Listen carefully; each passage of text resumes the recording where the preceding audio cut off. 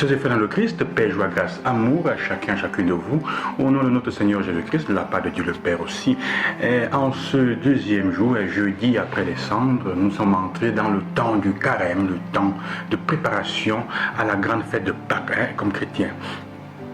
Aujourd'hui, nous commençons avec nous lisons le livre du Deutéronome, chapitre 30. Moïse disait au peuple, « Vois, je mets aujourd'hui devant toi ou bien la vie et le bonheur, ou bien la mort et le malheur. Ce que je te commande aujourd'hui, c'est d'aimer le Seigneur ton Dieu, de marcher dans ses chemins, de garder ses commandements, ses décrets et ses ordonnances. Alors tu vivras et tu multiplieras. Le Seigneur ton Dieu te bénira dans le pays dont tu vas prendre possession. Mais si tu détournes ton cœur, si tu n'obéis pas, si tu te laisses entraîner à te prosterner devant d'autres dieux et à les servir, je vous le déclare aujourd'hui, certainement vous périrez et vous ne vivrez pas de longs jours sur la terre dont vous allez prendre possession quand vous aurez passé le Jourdain. Je prends aujourd'hui à témoin contre vous le ciel et la terre. Je mets devant toi la vie ou la mort, la bénédiction ou la malédiction. Choisis donc la vie pour que vous viviez, toi et ta descendance, en aimant le Seigneur ton Dieu, en écoutant sa voix, en vous attachant à lui.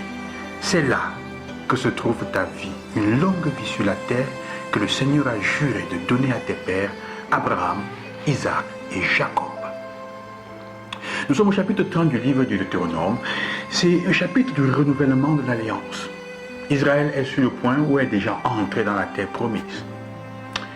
Et avant de s'asseoir, avant de commencer à vraiment distribuer tout, alors on rappelle à Israël quel est son devoir, ou plutôt l'alliance qu'elle a eue avec Dieu. Les thèmes de l'alliance de la part de Dieu sont intéressants parce que Dieu offre la vie. Ce n'est pas une obligation, c'est une alliance où Dieu offre une possibilité de choix entre ce qui est bien pour le peuple et ce qui ne l'est pas. Mais c'est une possibilité de choix. Ce n'est pas qu'il menace le peuple, c'est qu'il fait voir les conséquences de son choix. Évidemment, il est en train d'inviter le peuple à choisir le bien pour lui-même. Mais nous savons aussi que ce n'est pas toujours, ce que Dieu propose comme bien n'est pas toujours senti comme tel. Je voudrais maintenant m'arrêter sur un petit passage qui me semble intéressant dans cette dimension.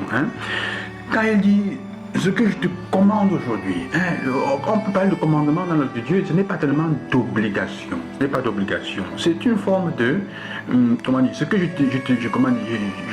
propose pour toi, pour ton bien, ce que on peut dire, ce que je te suggère avec avec insistance, mais une insistance d'amour. Je te suggère cela parce que je t'aime. Je te commande. C'est d'aimer le Seigneur ton Dieu, de marcher dans ses chemins, de garder ses commandements, ses décrets. Alors tu verras multiplier. Alors c'est ici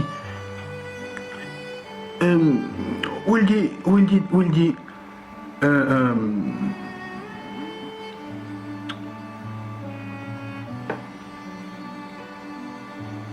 si tu détournes ton cœur, si tu n'obéis pas, si tu te laisses entraîner à te prosterner devant d'autres dieux et à les servir, certainement vous périrez. Je pense que cette première semaine, ce premier temps de carême aussi nous invite d'abord à une chose qui est proposée ici, à faire le compte de tous les dieux, les autres dieux que nous servons, à qui nous avons prêté serment, allégeance dans notre vie. Le temps de carême est un temps concret pour se convertir. Pour se convertir, il faut d'abord voir dans notre vie, faire des examens de conscience pour voir qu'est-ce que je dois changer, qu'est-ce qui ne va pas, qu'est-ce qui n'a pas été bien. Si la parole d'ordre était discrétion et persévérance, aujourd'hui pour moi la parole d'ordre effectivement c'est ça, faire un peu, regarder dans sa vie, chercher les points, quels sont les dieux que je sais qui ne sont pas les dieux de Jésus-Christ. Là où je n'obéis pas à Dieu, ce qui me pousse et m'entraîne à me prosterner devant d'autres dieux, d'autres choses qui gèrent ma vie, qui ne sont pas dans le commandement du Seigneur, qui ne sont pas de l'amour de Dieu, qui ne sont donc pas le choix de la vie, pour moi et pour les autres, tous mes frères et sœurs. Tous mes choix, toutes les choses qui nous poussent à faire des choix qui portent la difficulté et des risques de mort pour l'autre. Mort, il y a beaucoup de façons de mourir. Ça veut dire éloigner l'autre, couper les relations avec les autres, nous séparer les uns des autres, qui n'est pas en faveur de bien, ni le mien et celui des autres. Quelles sont les choses de ma journée, de ma vie, les petits dieux que je sais et qui sont en fait liés à mon égoïsme, au service de mon égoïsme. C'est ce que nous sommes appelés à faire aujourd'hui comme premier choix. Et à te poser la question, est-ce que je choisis souvent le bien, la vie, ou alors je choisis plus la mort dans mes journées? Quels sont les choix de mort et les choix de vie que j'ai fait au quotidien? Est-ce qu'aujourd'hui, avant de dormir, regardant dans ma journée, j'ai fait plus de choix de vie ou plus de choix de mort? C'est-à-dire que les choix que j'ai faits ont porté plus vie autour de moi, plus joie, plus bonheur autour de moi, c'est ça la question, ou alors plus malheur des autres, et non servi comme mon égoïsme.